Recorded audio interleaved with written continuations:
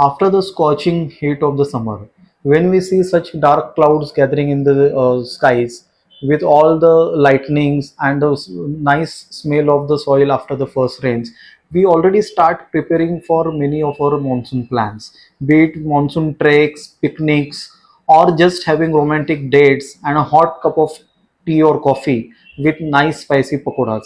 But amongst all these things, almost unknowingly to us and many a times unwantedly, many infections are also increasing in the environment around us, which put ourselves and our near and dear ones at risk of catching some of them, which can spoil all our well-made plans for the monsoons.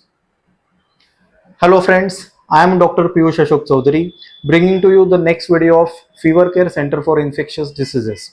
So in this video, we are going to discuss about various infections which are prevalent during monsoon season. In the monsoon season, there is a peculiar environment where there is excessive moisture in the air, with spells of cold weather and dry weathers intervening in between, which makes it favorable for spread and transmission of various viral infections. At the same time, many places have puddles of water accumulated at different times, which are favorable breeding grounds for various vectors. All these factors together, reopening of schools and colleges, and after the summer, the trips and picnics that we plan are all the factors which contribute to increased risk of infections during monsoon. If we understand how each type of infection spread, then it becomes easier for us to pick up their common symptoms and also to take the necessary preventive measure so as to keep ourselves protected from these infections. So various infections during monsoon can be classified based on the modes of transmission into four major groups. The first group, waterborne or foodborne infections, or the infections which spread predominantly through fecal-oral route. Second group, the airborne or droplet-borne infections, so infections which spread through air or through the droplets carried in the air, which are coming from the nose or mouth of the person who has symptoms and who is sneezing or coughing.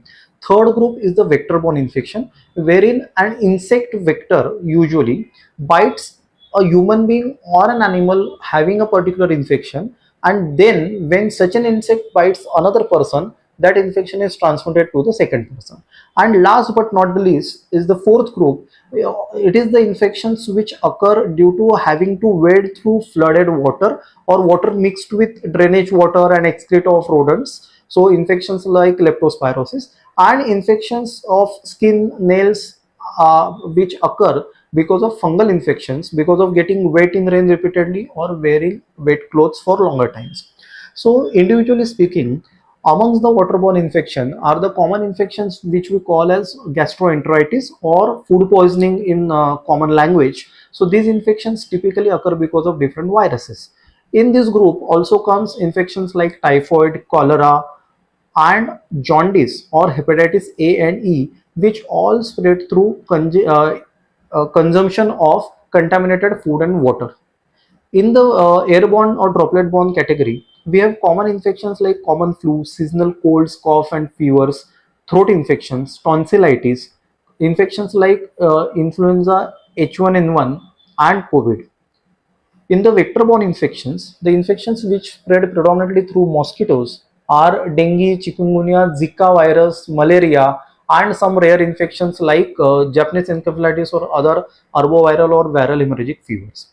In this group, what is particularly important in Indian context is rickettsial fevers, which spread through bites of insects like ticks, mites, etc., and which are fairly common in rural parts of many of our states and also in parts which are near forests or on the outskirts of the cities where we typically go for some of our monsoon treks and picnics. In the last group, the infections which spread through because of wading through a flood water or drainage water, or when we clean some places where there is infestation of rodents. The most important one in this category is leptospirosis, which can have multiple systemic complications and sometimes even lead to death, along with various fungal infections of skin, nails, etc.